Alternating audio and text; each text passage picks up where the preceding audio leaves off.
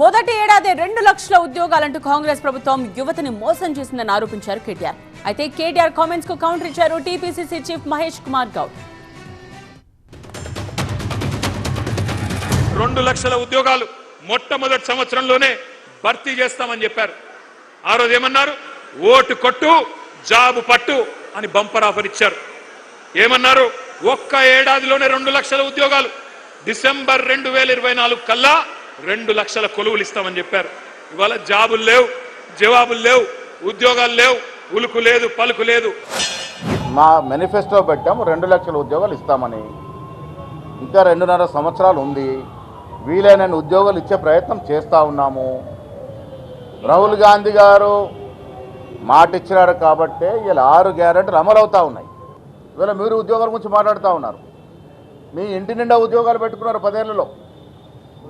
కేటీఆర్ గారు తెలంగాణ ప్రజలు ఇవన్నీ మర్చిపోయినారని అనుకుంటున్నారేమో. తెలంగాణ ప్రజలు చాలా తెలివైన వారు.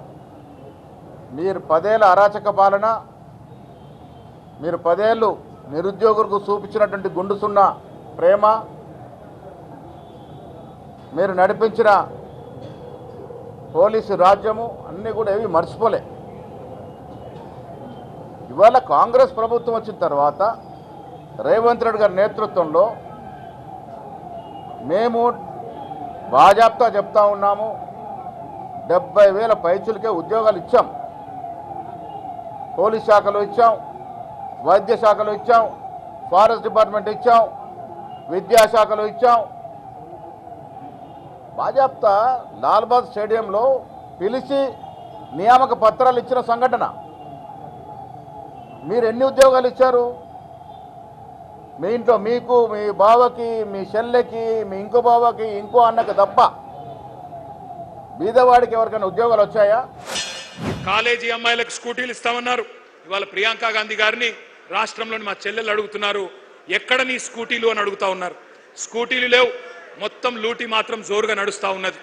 బ్రహ్మాండంగా నోటిఫికేషన్లు లేవు, లూటిఫికేషన్ మాత్రం జోరుగా నడుస్తున్నది. భూముల లూటిఫికేషన్, బూడిద లూటిఫికేషన్, ఇసుక లూటిఫికేషన్, అట్లాగే బొగ్గు లూటిఫికేషన్, బ్రదర్స్ లూటిఫికేషన్, బామ్మరిది లూటిఫికేషన్, ఇది మాత్రం బ్రహ్మాండంగా నడుస్తూ ఉన్నది. మీరు బాధ్యత దొరికిపోయినారు కదా. మేడిగడ్డ ప్రాజెక్టు కుంగిపోయింది కదా. మీరు స్కాముల గురించి మాట్లాడతారా? ఇప్పుడు ఎవరి లెక్క అయినా తేల్చాల్సింది ఎవరు మదాన్ని ఎవరు తెలుస్తారు?